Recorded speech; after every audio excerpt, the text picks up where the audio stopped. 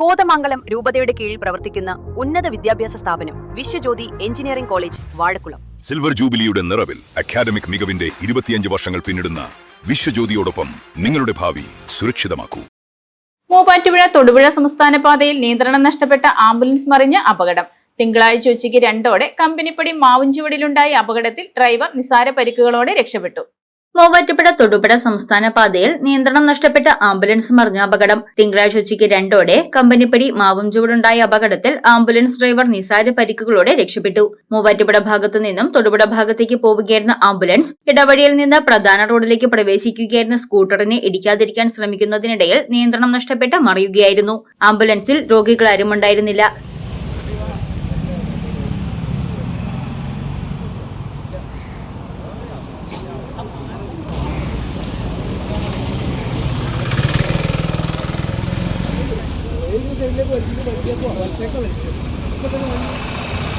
Muvattupuzha police സ്ഥലത്തെത്തി മേൽ നടപടികൾ സ്വീകരിച്ചു.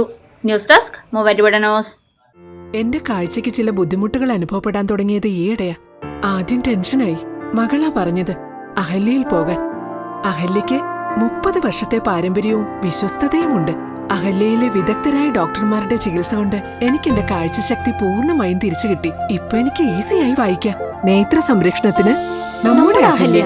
അഹല്യ ഫൗണ്ടേഷൻ ഐ ഹോസ്പിറ്റൽ, കേരളത്തിൽ എല്ലായിടത്തും.